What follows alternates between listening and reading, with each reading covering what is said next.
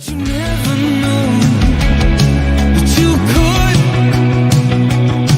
And when you feel that way, ain't it good, good dancing in the red and gold. Dancing in the red and gold. What's up, Faithful? Welcome to another episode of the 49er Faithful UK Live. I'm Paul Hope. And I'm Nick Ludlam. Well, it's official, folks. Your San Francisco 49ers are officially on holiday. The out of office is on. The flights are booked. It's officially, Nick, dare we say it, the off season. Now, the team may be heading off for a well-earned break, or some might be keeping their bodies fit for the season. Who knows? But with training camp not until the end of July, it brings to a close all things Niners. And it's very quiet, dare I say it, at the moment. Now, you might think, Nick, that means there's not much for me and you to talk about in 49ers land. And as I say every week, my good lady Tracy says, what on earth are you boys going to talk about? And I always chuckle because I know fine well she's watching, Nick. She's looking forward to Would You Rather, like everybody else. Always. But Always. Before we get into all that, how are you doing on this sunny evening in the United Kingdom, Nick? Well, I dare say you're expecting me to say, yeah, it's great. It's sunny. It's not. It's too hot. For a start, I'm Welsh. It destroys me with my MS. And of course, once again this week, I decided to go for the Ronnie Lott look and chopped another bit of my finger off. So, yeah, it's been a bit of an up and down week, really. How about you, mate? When you put that in the group chat that you'd had another accident on the same hand with the same finger. Same finger. Even Tracy thought you were joking. She was like, there's no way he's done that again. How has he done that? I was like, I don't know, Tracy. I think he's just Ronnie Lott. So I'm good, mate. For those people joining us from across the pond, as Nick said, the United Kingdom is not designed for heat. So It is very, very hot. The sun we have no is aircon. shining. I miss aircon. No, we do not have aircon. Now, James Waters is joining us from his last full day in San Francisco. He flies home tomorrow evening. He's had a great time, and his bank balance, his bank card, has definitely had a meltdown at the 49ers store. Now, James, a visit there will do that. you know we love our merch on the 49er Faithful UK show, buddy. So when you get back, we expect full photographic evidence of said meltdown because we love our merch. But it's great that you've joined us. I did like that you were flying the flag at Alcatraz, and I'm sure there's a few more photos to come, James. So thanks for joining us, buddy. We're joined by the 49er Faithful UK's very own fact checker and host of his own show on our partner network, Let's Talk Sports. Alex Simpson is in the house. Colin, you are slowly becoming as known as I am out there. I've seen you pop up on all the shows, so I do appreciate you joining us. And as he's put there, Nick, always on holiday. Nice. Colin is a fan of the sun in the UK. The luckiest man in 49er Faithful UK history, Kevin Pippin. Good evening, fella. Everybody knows what I'm talking about, Kev. You're not getting away with that one. You see Kev in the draw, don't bother. Kev's probably going to win. Van Evans, evening, chaps. And we're joined from Facebook by Jason, who says, evening, chaps. Mate. Hope that you're all well. So I teased at the start of the show, Nick, that it is officially the off-season. The 49ers have broke up. Kyle Shanahan always does this. We said this last week on our show. Mm-hmm. He always moves the OTAs around, which allows the players that extended break, which I think endears him to the players. You know yourself when you get that cheeky half day from work or the sun is shining and you get yourself out there. So anything you want to kick us off with tonight, Nick? Are we going down the quarterback room? Are we looking at 49ers players' holiday plans? Are we looking at social media?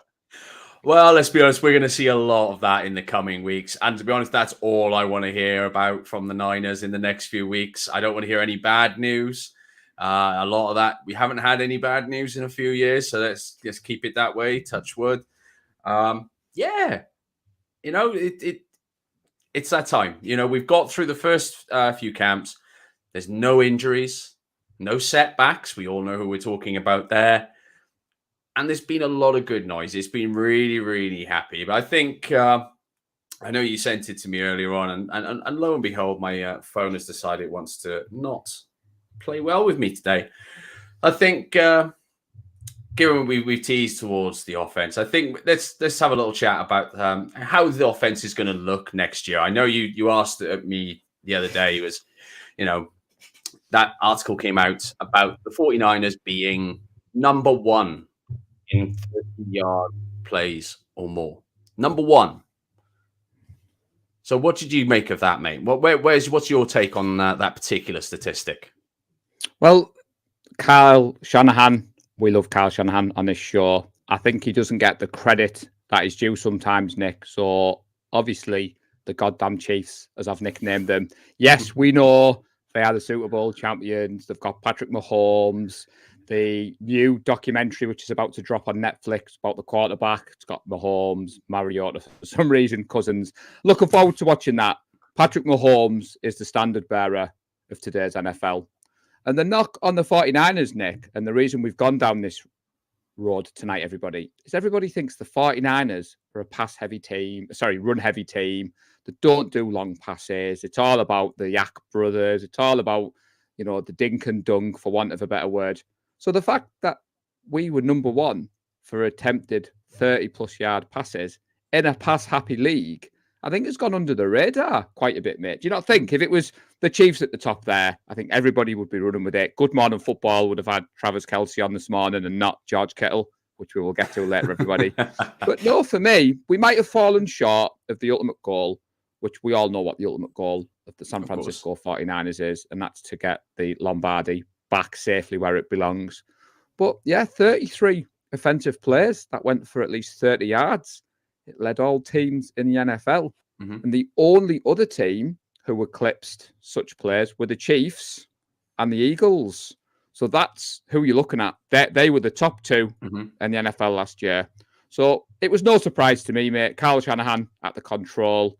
He's got his offense purring. Our friend Ted has talked about 19 of the 21 starters coming back. And listening to Kittle on Good Morning Football today, and they were obviously going down the quarterback question with him, Nick. And he was like, CMC, Debo, Ayuk, Juice, May. And you're like, that's just an embarrassment of riches. And then you mix in, Jennings had half-decent times last year. The backups are pretty damn good, let's be honest. Jordan Mason season, Elijah Mitchell. And you start thinking as a 49ers fan, you've got to be excited. We haven't lost any of these offensive players. As you said at the start of the show, buddy, all but good was coming out. All of good news, was coming out of OTAs. Touch wood. Fingers crossed. There was no injuries. Nice break. And I'm looking forward to training camp commencing. But were you surprised to see the 49ers top of that list when I sent you the text earlier? I was.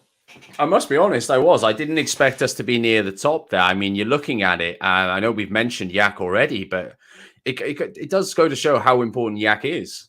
Just because we're not throwing the ball 50, 60-yard bombs and getting these massive connections all the time and they're not highlight reel plays, we're still winning. We have the players. The team is built for Yak at the end of the day. When you have players that can carry the ball like George Kittle, like Debo Samuel, why would you possibly want to move away from what their strengths are? They're not DeAndre Hopkins. They're not going to go up and win everything within a 5-meter radius of them on any given pass.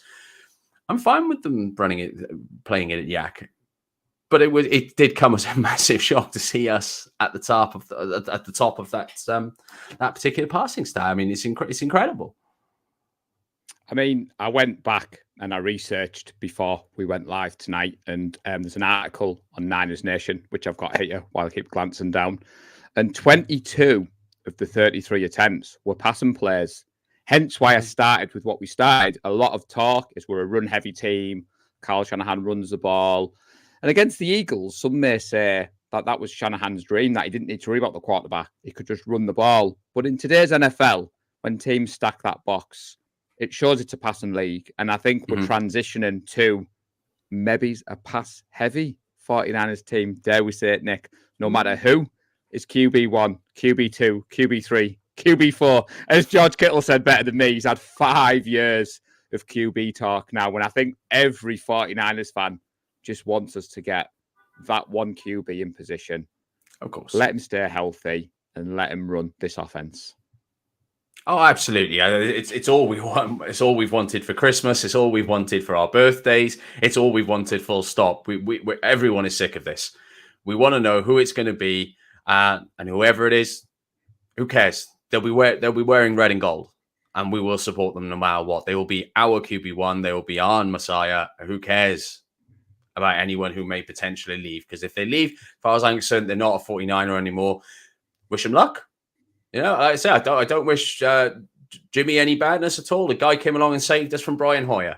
You know, the things weren't exactly great before he came along. But he's not a Niner anymore, so I no longer care. And that's it. We just want to know who it's going to be. I'm still going to run with it'll be Trey through week 2 or 3. And then I think you're going to be looking at Brock from there on after. Not for Trey's own fault. I just don't think he's going to have enough games before Brock is 100% to beat him out. Yeah. So, I mean, Alec, we were getting ready for today's show.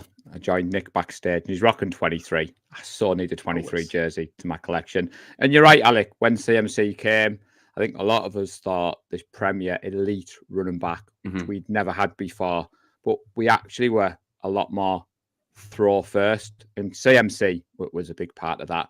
I'm excited to see what CMC is going to do with a full off-season under his belt. He's looking healthy.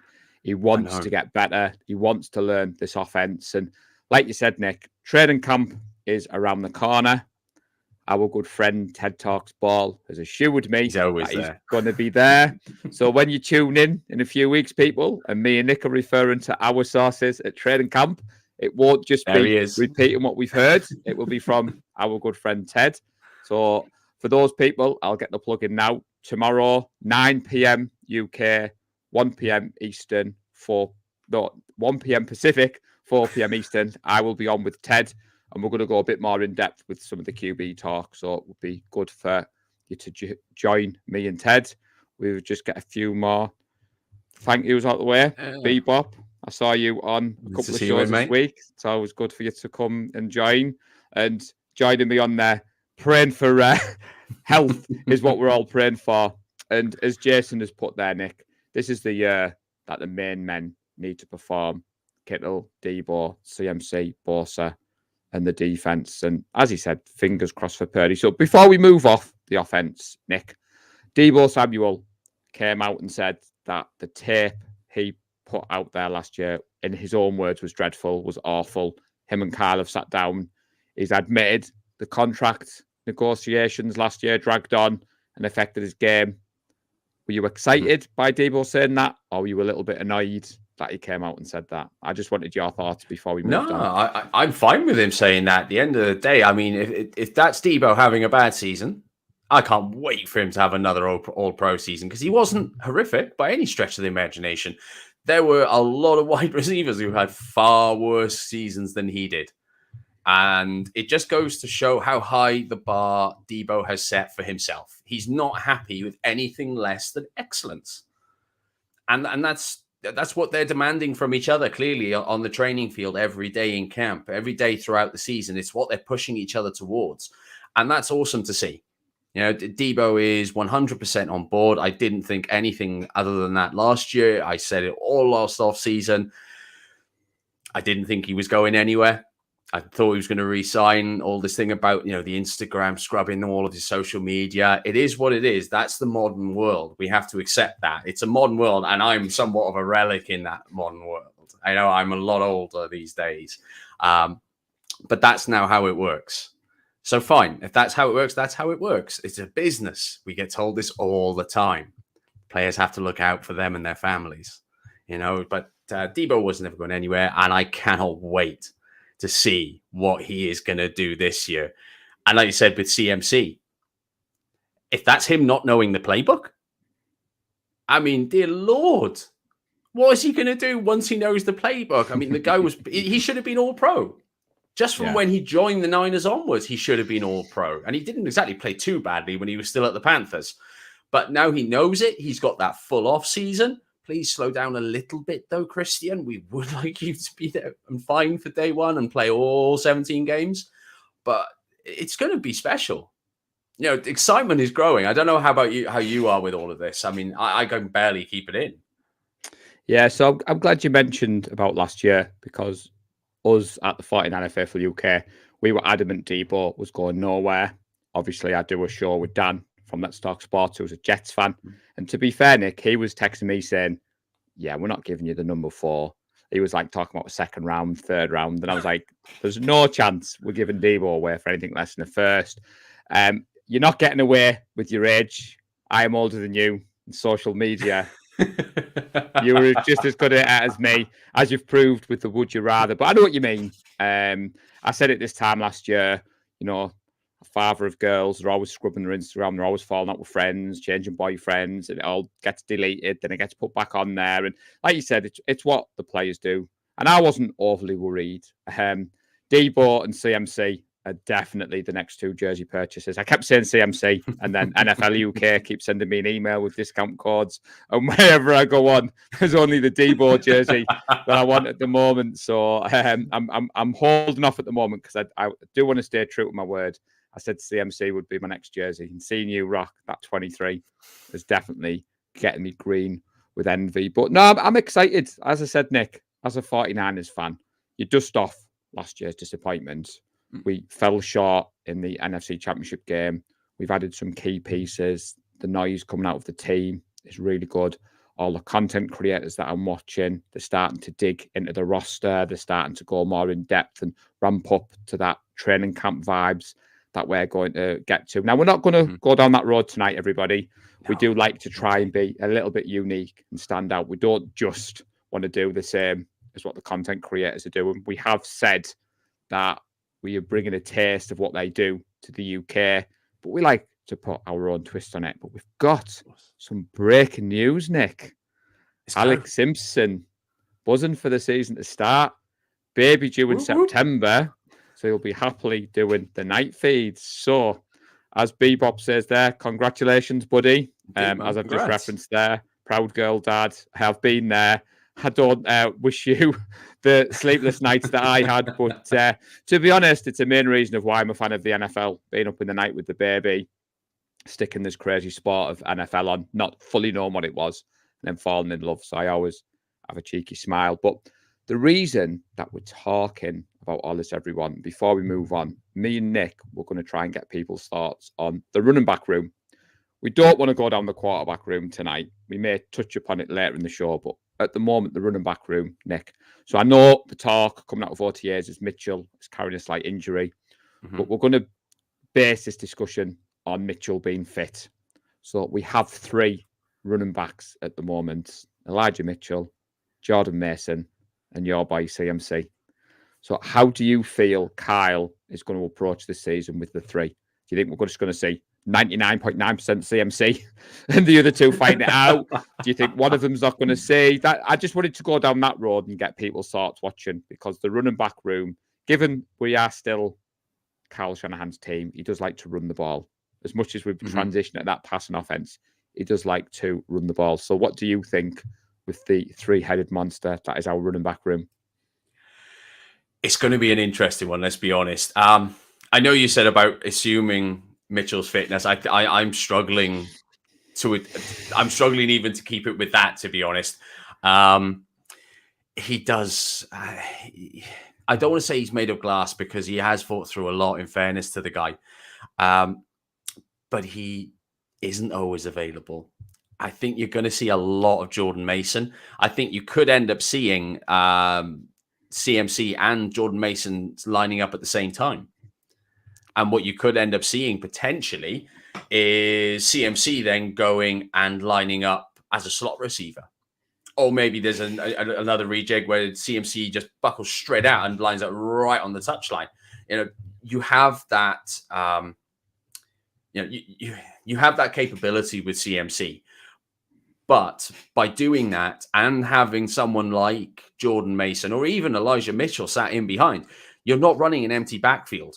So you're not allowing the safeties from the other team to move backwards. They still have to stay in the box because we could still very well go with that run game. But it gives you that extra ability to start moving people around. It's going to give Kyle that chance to see, right, okay, what's the defense running this week against us? It's going to give whoever the quarterback is a chance to go, okay, this is what I'm going to be looking at for this. Okay, fine, let's do some of this. And we'll throw in some of these little trick plays, I wouldn't be surprised to see a little bit more of that. I'm now at a point, though, where I think we're going to see more Jordan Mason than you will Elijah Mitchell. I think he's proven himself. I think he deserves the extra snaps. And to be honest, I know how good Elijah Mitchell can be. And maybe if you reduce his workload, maybe he'll be available more often. Because at the end of the day, Carl does love his running.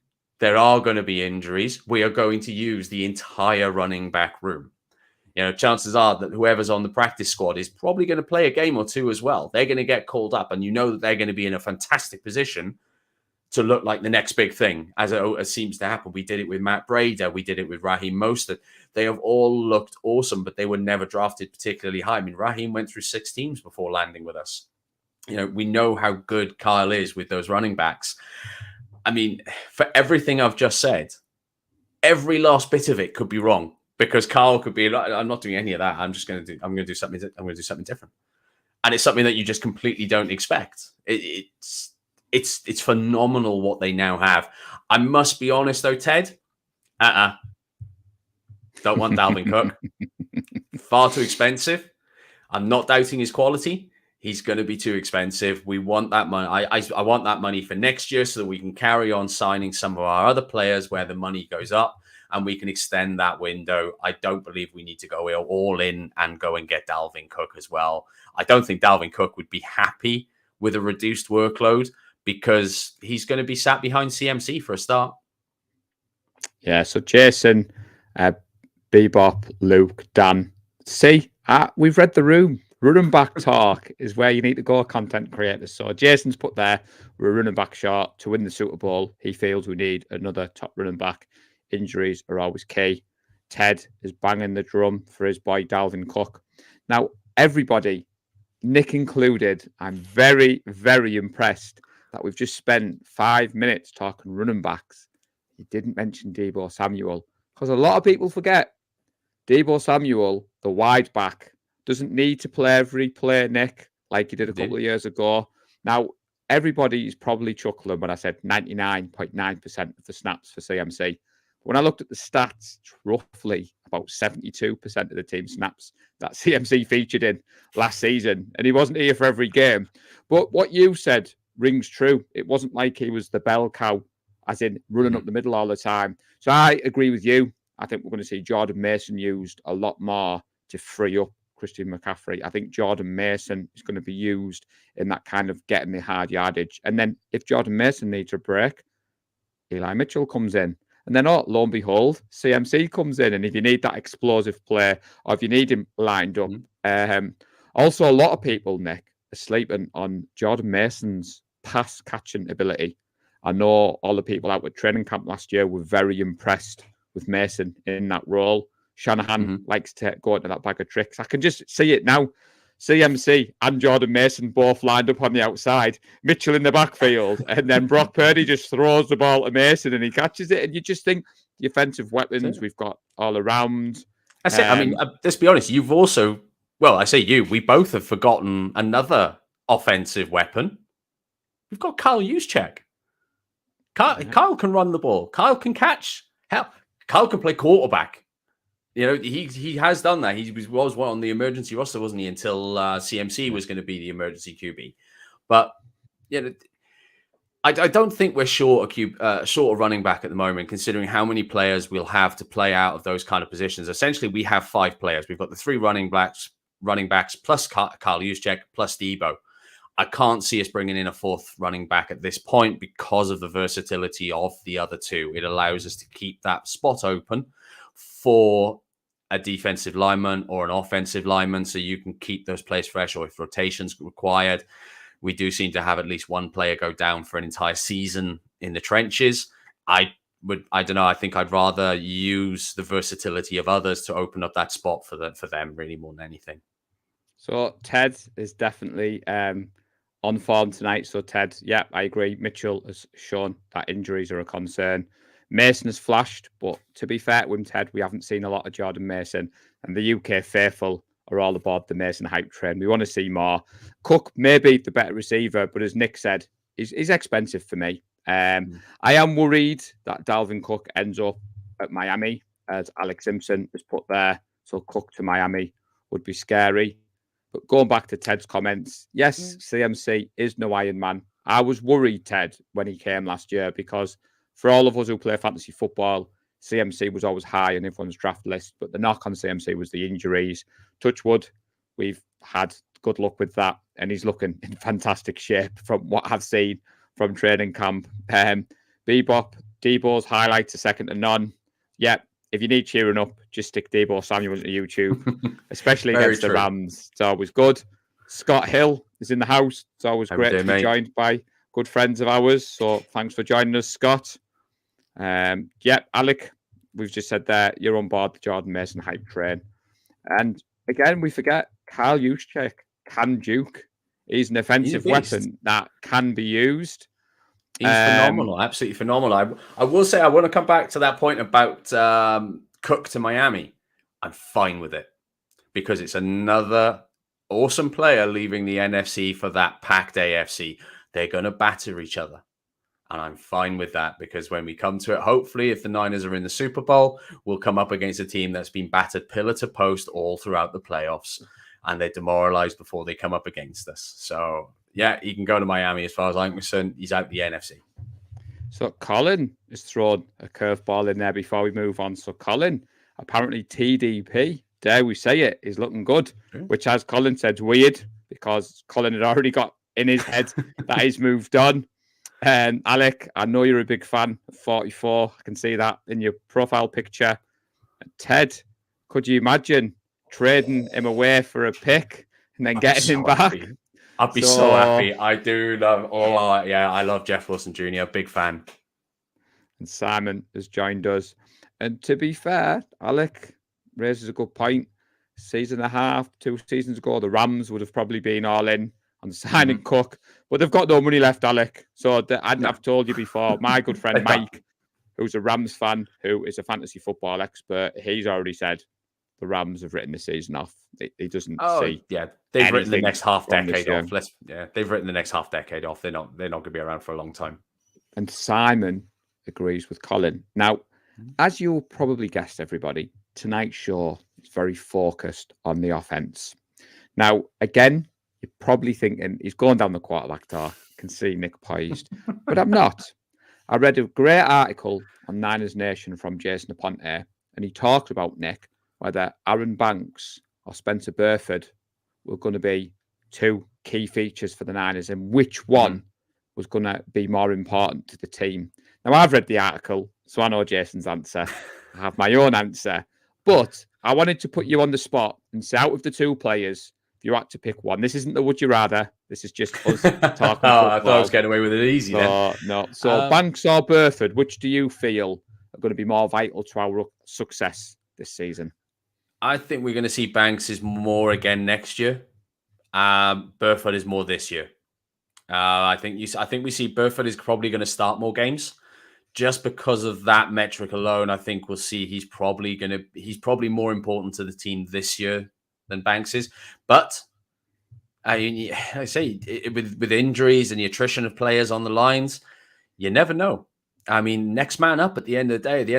Next man up is the most important man coming through. So it could be either, but I'd probably be looking at Burford myself. Yeah, see, that's why we're on this show. I'm on the same page. Jason Aponte is on the same page. Now, he obviously went down the route of Banks is going to be next to the GOAT, Trent Williams. Arguably, me and you could play that position with Trent Williams next to us. He'd need to protect us a lot. But all jokes aside, Banks did obviously show good last year. Burford was splitting the reps. I think there's a lot of hype around camp that he came back prepared. that we're going to see more of Burford in there. And obviously the offensive line is a key part to any football team. And I think some people are maybe guilty of overlooking that. And again, especially in the UK, if you're a casual fan, you just watch Red Zone, or, you don't have a team, you hear this talk of the offensive line and why it's so important. I mean, we touched upon Brendel staying as centre. I've seen some people saying that he could lose that centre position to the new lad from the Giants. I can never pronounce his surname.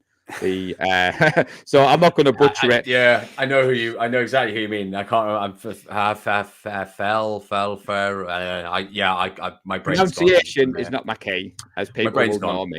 So, but again, it would be, if you think Brendel was an alternate Pro Bowler last year, if he loses his starting spot, and we were all quite high that Brendel decided to stay, could have took more money or elsewhere. True. But for me, I'm looking forward to seeing the offensive line get those reps together in training camp. And with a Kyle Shanahan offense, it's like poetry in motion when you see them seal that outside zone, or you see all of them go one way and then CMC dart out of a hole and goes the other way. And it's those nuances that, as an NFL fan, and you start watching game tape and you start watching the All-22, you listen to the likes of Brad Graham. I mean, me and you play flag football. We've never played contact. I don't know the intricacies of being an offensive lineman. I know the big fellas, and if any of them were coming after me, I'd be running the opposite way. But all jokes aside, Alex Simpson has gone with Aaron Banks. And like I said, folks, there's no right or wrong answer on this. And if you want to go check out the article Jason has dropped, it's on the Niners Nation. I'll tweet the link out. It's something that I'm trying to do a lot more reading this offseason, Nick. And we've got our own Nicholas. Not just Niners stuff either. I've actually got some books that are not football related, but our good friend Nicholas McGee, who hosts the Tales from the Bay, he's also on Niners Nation. And I don't know about you, but because I've met Nick, and obviously he comes to the meetups, when I see him drop his articles, I think, how on earth can you write stuff like that? There's no way. It would take me weeks to get some of the articles. And we've always said on this show, everybody, credit where credit's due. Now, I think we've exhausted the offensive side of the ball, Nick. Do we dare talk about the defensive side, or do we give these good people what they've come to watch? I think it's up on screen. I think we're going to have to give it for them now, aren't we?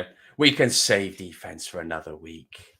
We can, because as we've said, the 49ers are on their holidays. So before I ask Nick his question, if you are flying out on your holidays, wherever you're going, if you've got a flag, I want to see those photos. I want to see the 49er Faithful UK tagged. Now, our good friend Ty Alston has been in Paris. And I did turn to Tracy, Nick, and say, why didn't I do a podcast from Paris when we were here? Now, I can't repeat what she said. And Ty is a braver man than me, because I got away with a couple of Niners caps. But there was no way I was getting away with Niners jerseys. But if you haven't seen Ty's social media, he's done a live podcast from the Louvre. The background's awesome. He's got his Niners jerseys on. But I want to see those photos. James Waters and Eric Oregard are leading the way. Wherever you're going, home or away, fire those flags. Now, Absolutely. Nick, I am going first tonight. Colin. Now, whilst I was preparing for this section on tonight's show, I went back and watched some of our previous episodes, and it reminded me just how evil you could be sometimes.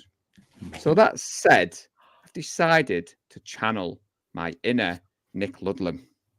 So this week's Would You Rather to Nick.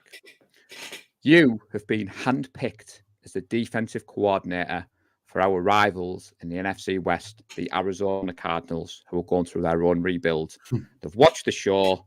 They've seen your football knowledge. Your love for the Niners is well documented.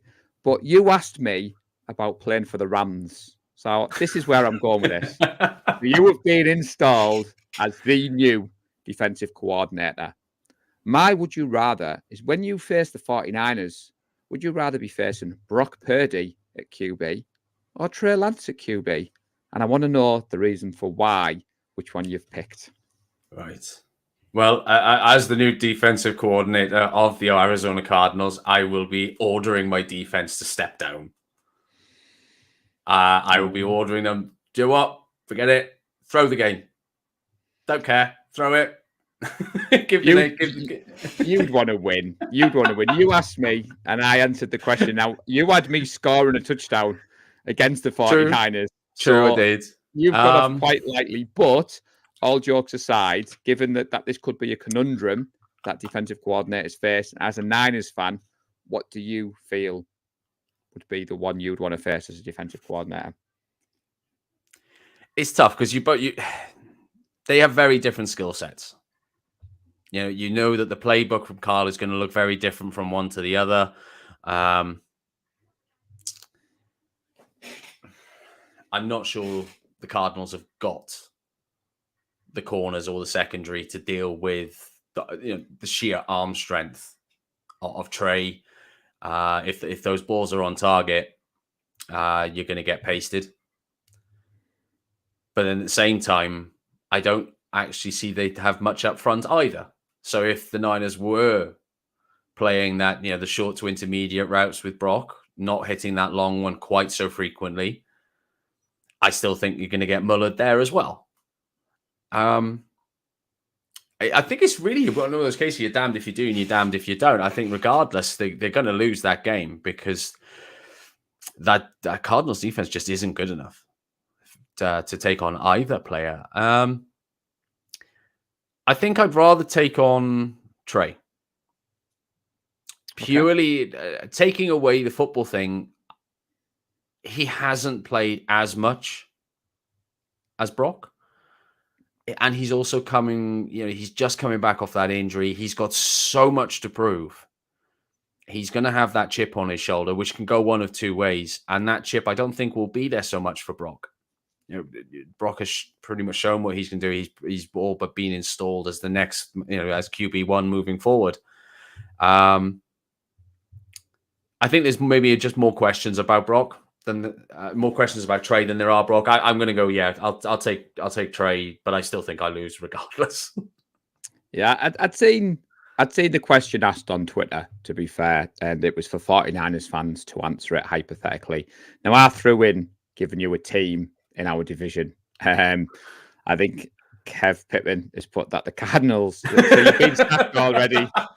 You didn't last very well, but no, like Simon put there. So it was just an interesting hypothetical question. There was no way I was going to clip this and post it viral by saying whichever one Nick answered was the quarterback that he wanted. All jokes aside, we do try in the Would You Rather to kind of mix in some football questions rather than Nick just being evil to me. But you were expecting worse. I can tell. I was expecting worse, especially given how evil you are. And every single one in the comments there, I know I'm pointing to the look, it's the wrong way around. They all know it's fibs. They all know it's fibs. They know you're the evil one, Paul.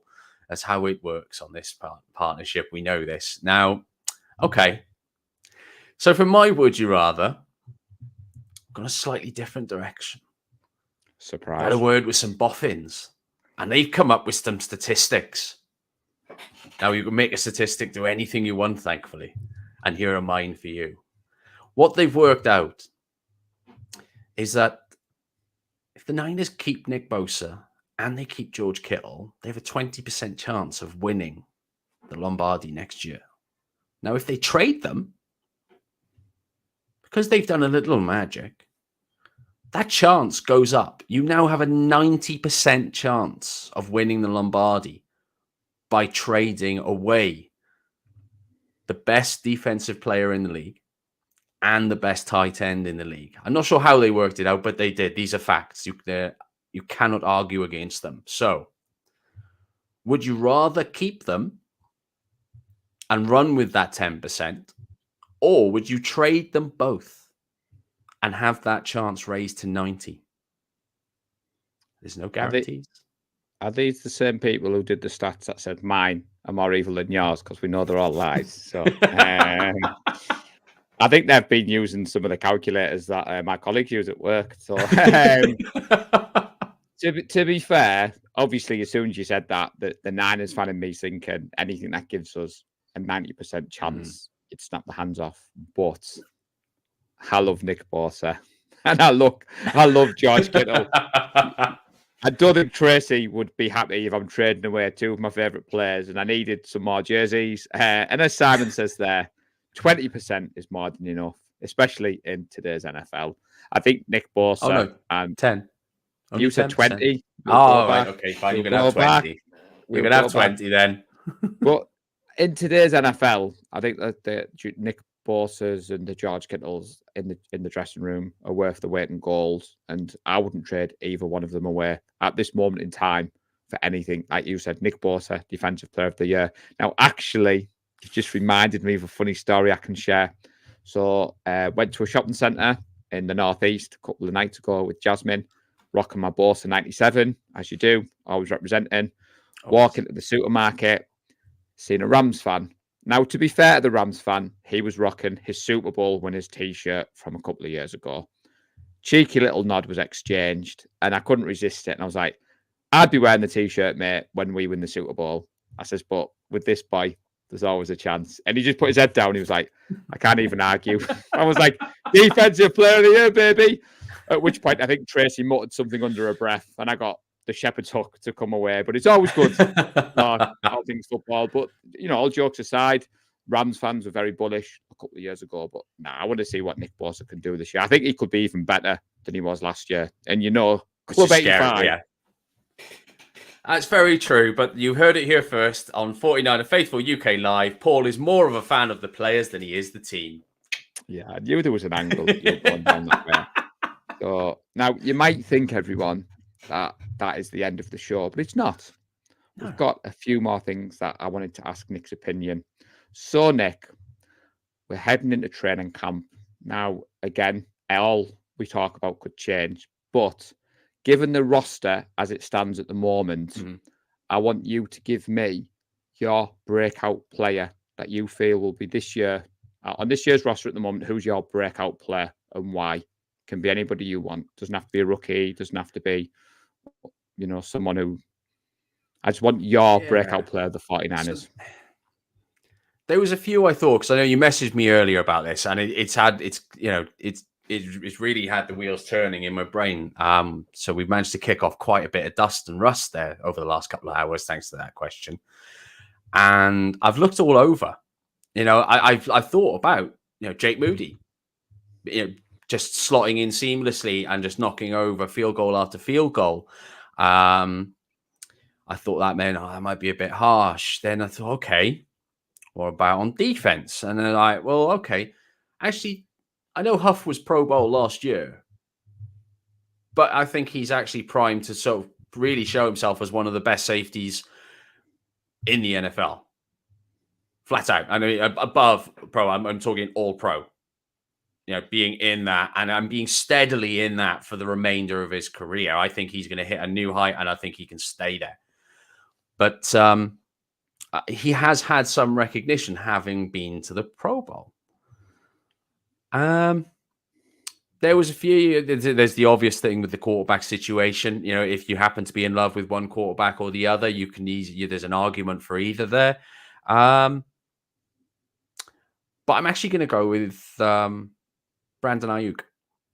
Now, I know he had a big year last year. He was a 1K receiver.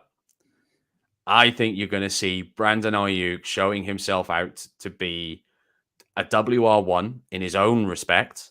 Much like I know he's had to play second fiddle to Debo quite a lot.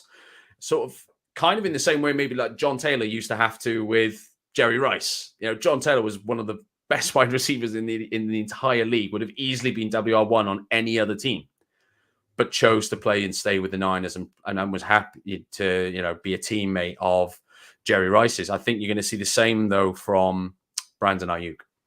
Brandon Ayuk this year comes out, he eclipses 1K again, and he doesn't just do it, he does it with ease. I think he could be up around 1,300 yards, 1,400 yards, has an absolute spanking season, is all-pro.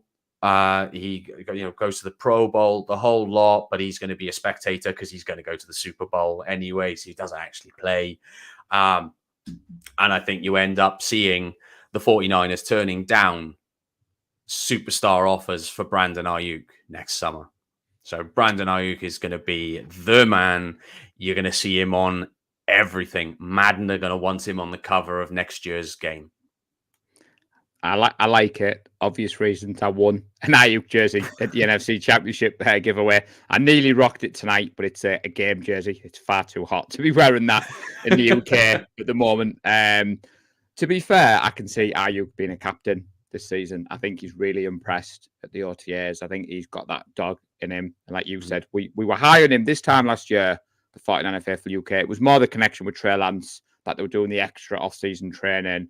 It came back to OTAs. Obviously, Debo was holding out, and yeah, I do like Brandon. I've actually seen a good friend of mine, Ryan Larison, who's from Let's Talk Sports. He's a fantasy football expert, Nick, and he tweeted out something earlier about which would you want. I didn't even look at the other three names. I just saw Brandon Ayuk, but he is also high in Ayuk, and he's an Eagles fan. So fantasy football, don't come to me for advice, because I just tell you to pick the Niners players. That's what I do. That's what I did in the Scott Fishbowl when I was lucky enough to win it last year. I keep refreshing my email, but I'm smirking because I am going to answer my own question. Now, I nearly went Ayuk, and I thought, if I go down the Ayuk route, everyone's going to say, you said Ayuk last year, Paul.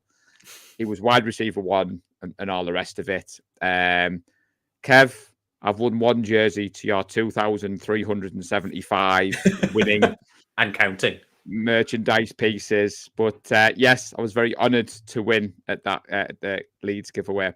But I'm going down a different road now. Again, Alex Simpson, Lenore was high on there. I'll always have a place in my heart for Lenore, because yet again, Alec, you doubted my bold predictions of last year. And that Seattle game, I think you'll find that I called for a bold prediction of a Lenore pick. Everybody, you included, laughed at me, apart from my good friend Nick. When that pick went in, I nearly went straight on social media, but I decided not to, Alec. But I think J.R. Brown's going to possibly shock at training camp, and I think we could see him take the start and safety job from Gibson, which could lead Gibson to possibly not be on the roster game day 1, because obviously it's Gibson's last season in the NFL. Sure. I think Brown could come in there. I think Wilkes has already shown that he would go in with the 3. I can see Brown, I can see Hafanga, I can see Lenore, and the ball hawking abilities, and them 3 have got me excited. But that's my pick. There's a few others coming in the chat. So Simon, yeah, we like D Winters on the show. Yeah. So while me and Nick talk in the next segment, do put yours in the comments. If you are watching this back and you're not with us live, if you're watching later on YouTube, hit us up on social media.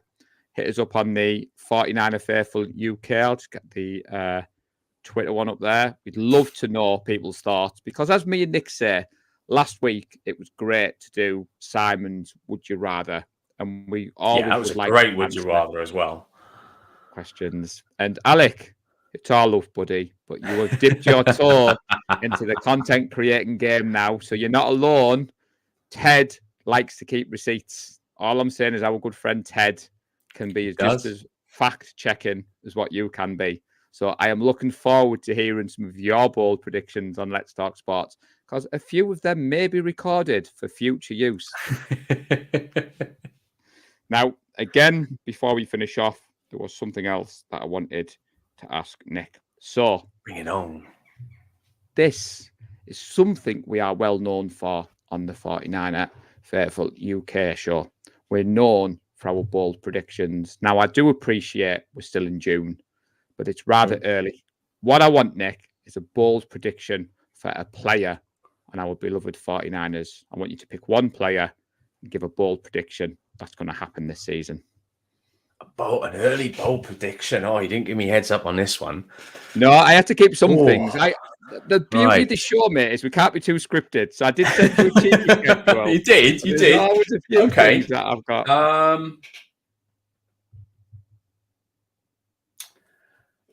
You've put me on the spot now. I'm not sure, because I'm thinking, do I go all out? And I don't know, have like a Carl Juszczyk passing touchdown. Or I don't even think it'd be too bold to say about Trent, because we've seen him throwing in camp in the last couple of weeks. And I think the entire world wants him to catch a touchdown at Levi's. That would be immense.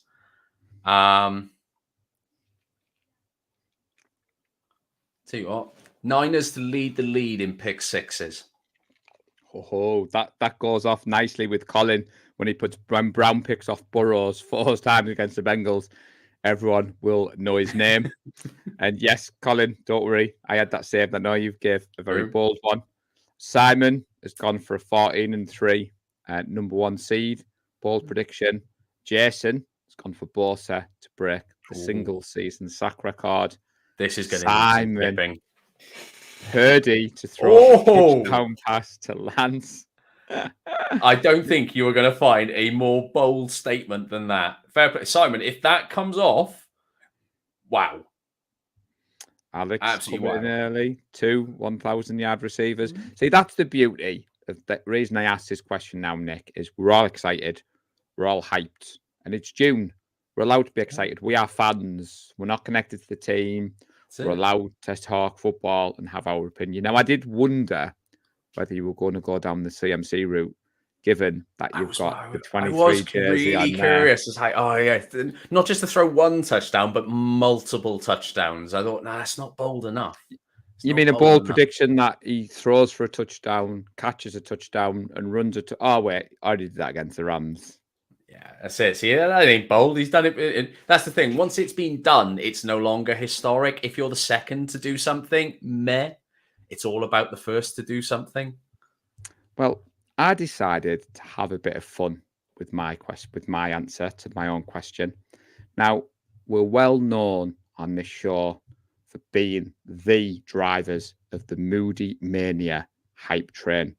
So where would I be amiss when the 49ers leading point scorer from next year, which will be Jake Moody, wins the offensive rookie of the year, as he will be leading the all-conquering San Francisco 49ers in points scored. We've seen those 60-yard bombs he's been drilling in training, and you knew I had to end it there. We had to go with Jake Moody, offensive rookie of the year. Before we finish off, we've got a couple of people. We're due a punt return for a 6.